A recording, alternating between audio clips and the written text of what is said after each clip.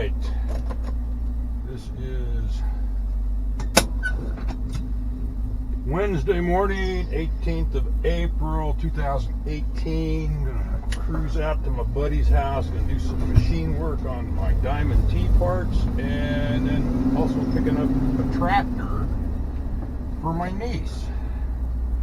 A little 9N Ford with some implements, so we'll be hauling that back this afternoon. So we thought we'd just shoot a little footage on the run out here so far this morning.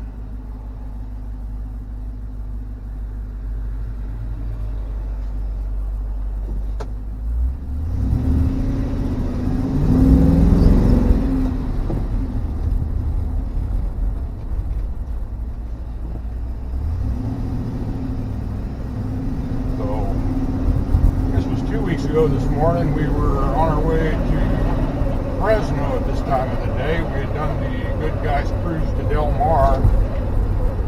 We met him in Pleasanton, ran to Fresno to a shop, and then down to the NHRA museum in Pomona. And we had reservations at the motel in Del Mar for that night that we could not cancel, so we ended up driving to Del Mar that night. So the truck operated beautifully. You know, a little update. You know, this is a 98 5.4 Triton with an E4OD powering this truck. It's got all the original smog equipment on it, except for the two pre-cats and the after cat. So it's got just the main cats on it, running through 2.5-inch mandrel bent pipes.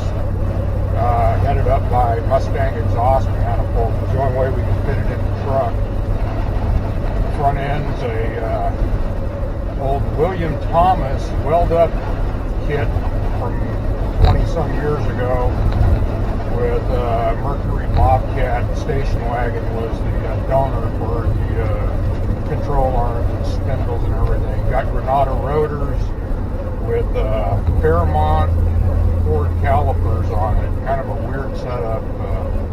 I think at that time, 1996, the brackets were sold by, I think, PCI, but they're no longer available.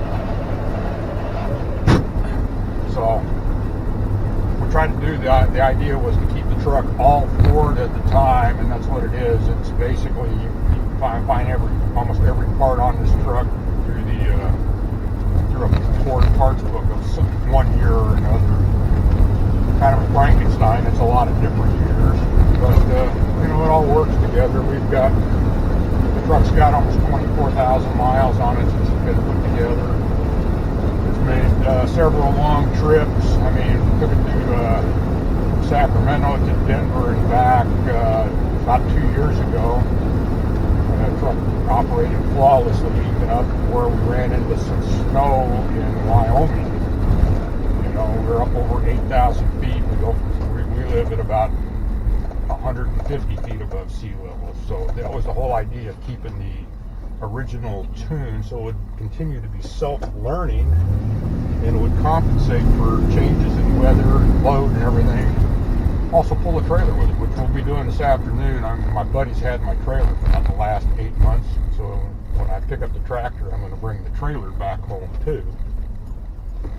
So we'll shoot some pictures of that. You know, right now, I mean, look at the gauge. I don't know if you can see the gauges, but everything works on it. What we try to do is fill all the original holes in the dash. The dash is the original paint up here. I just repainted the trim pieces because they were pretty well wore through, and somebody had actually kind of repainted them in the front of this silver white with a brush, so it looked pretty tacky. But what the idea was is to try to keep all the original knobs in the original place. This is still the windshield wiper switch, but it's running a delayed wiper, Bullhurst delayed wiper switch, so it's got delayed wipers on it. The C now is for courtesy lights with the dome light, and the T now is for trouble lights or hazard lights, flashers. Since it's running a 56 Ford column, there is no provision for flashers in it. button I just pressed down there is for overdrive to lock it out. I just let overdrive come in because we're above 50 miles an hour. So in town, I normally keep it locked out because at lower speeds it just freewheels when you let off the gas. There is no holdback for braking.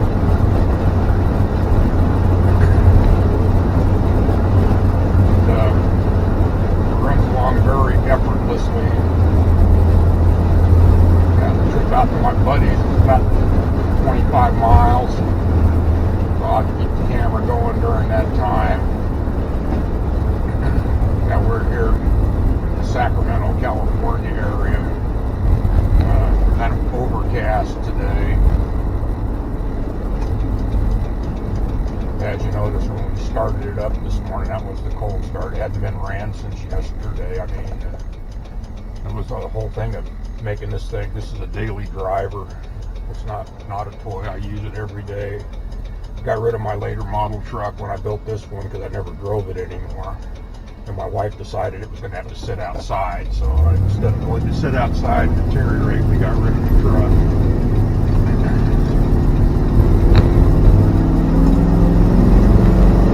I feed on this one every day instead. Been on the road just a little over 3 years now. We put it on the road in February 15. A couple of things we've done with it. I've got a Diamond T that I'm building. We bought down in Riverside, California, which is a little over 500 miles away from where we live. We pulled our tandem axle car trailer down with it and then brought the Diamond T back. The truck was very impressive going down with the trailer on the back.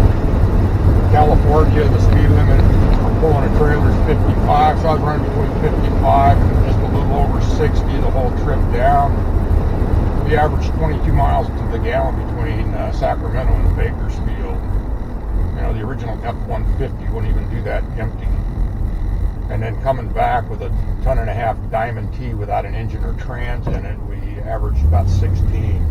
No problems moving the truck down the road. Got a Concha brake controller. We got an equalizer hitch on the back that I built for it. So it's been a good, solid, dependable driver. That's what it was. It's nothing fancy, nothing exotic.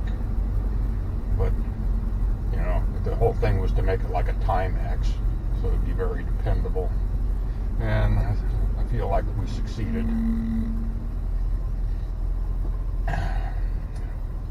You know, no creation's one man's vision. You know, you normally end up pulling other people in to help. You know, the person that my buddy James Bernard started the truck in 1996. Got the front end under it. We put the 9-inch under the back. He did the Posey semi-reversed I-springs on it. And at that time, he'd stuck a 460 Ford with a C6 in it, but never got everything hooked up. It was just all in the mock-up stage.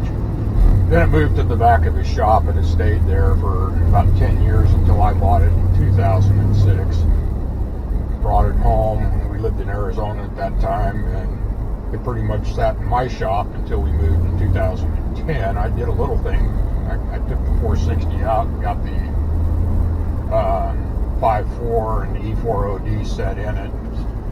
Got the tunnel made for it, but there was just a whole lot of other stuff that needed to be done. The steering wasn't hooked up. I mean, no fuel tank, no exhaust, no wiring. So then come along about 2014, I decided it was time to move to California in 2010, and so we did a bunch of housework. And 2014, I just told my wife I'm tired of it sitting in the garage and not doing anything. I'm going to get it running. So it took almost a year of dedicated working. I mean, not every day, but had gotten, started investing time in it, and we finally got it done and together.